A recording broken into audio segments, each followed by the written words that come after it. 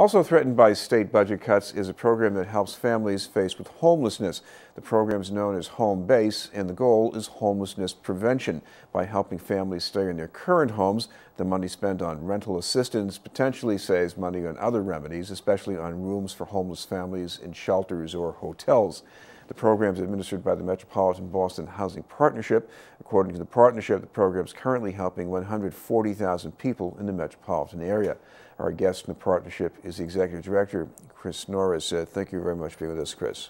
Hi, Chris. Thanks for having me today. First of all, put this program in the context of all these other ways of helping people with housing problems, because part of the state's response should be shelters, or maybe, yes, it does have to be a room in a hotel, or maybe some really permanent subsidy. Yours is different.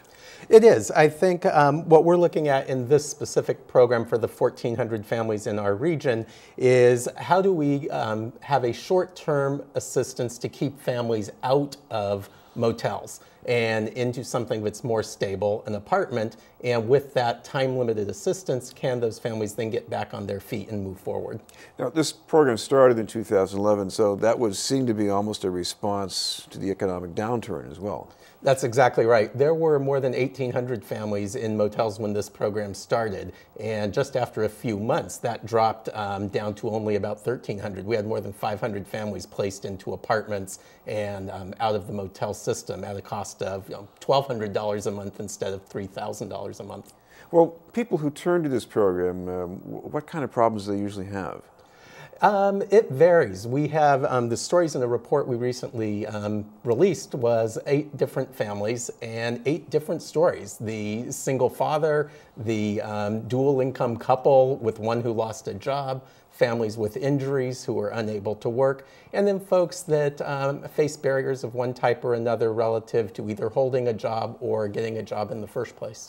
Of course, when people lose a job, they could be out of work for several years despite some efforts to find another job. But sometimes they do find something and things get better. They don't need the help. Is there a way to sort of pull the plug out when people are pretty much back on their feet? There is. In fact, one of the 8 stories that we featured was just that, about a woman who was able to, with that limited amount of assistance, get back on her feet during her time in the program. Unfortunately, what we found is the majority of families, even those who did increase their incomes on the program, are still making too little for the high rents in our region. Well, as we speak, things are still somewhat in flux around the budget. There's a House version, there's a Senate version. We've yet to get them completely reconciled, but you are worried about a cut in this program. We are. What we fear is that without the assistance or the tools given to the housing department to keep these families in place, that the vast majority of them will end up having their lives disrupted and have to leave their current housing once the program ends. And the first families will lose their assistance at the end of July. Now, you really feel that right away all of these people are going to be either out on the street or just maybe having to just do something very disruptive?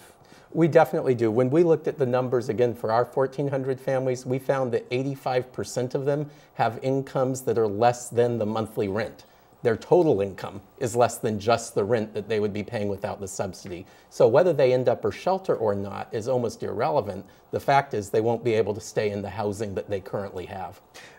What about some of the things that are causing this? Because we talked about the downturn. There has been somewhat more of a recovery over the past year especially. But what about the housing market itself? Because that seems to be another pressure point. You're right. It's a double-edged sword. The housing market is beginning to recover. We're seeing rents increasing again. It's taking families, even families with subsidies, a longer time to find and lease an apartment with that assistance that they have. And so while the market is recovering, and that's good for many people, it also has a downside for folks who are actually looking for affordable housing. So it might not be the worst time to go out and buy a house if you can afford it, but if you're renting and you've got kids, even nice kids, maybe not every landlord wants to rent to you. That's right. And when landlords have different options, they often seek those options rather than renting to families who may have larger barriers to face in terms of securing housing. What do you see is the future budget need of this program? Because again, this was launched a couple of years ago. Things were quite a bit worse then. And what about how you look toward the future? For the future, I think we're looking for a variety of options. Home base may play a part in it, or it may be increasing long-term permanent housing options. Shelter plays a part in it. There are families that need emergency shelter for a temporary amount of time to get back on their feet.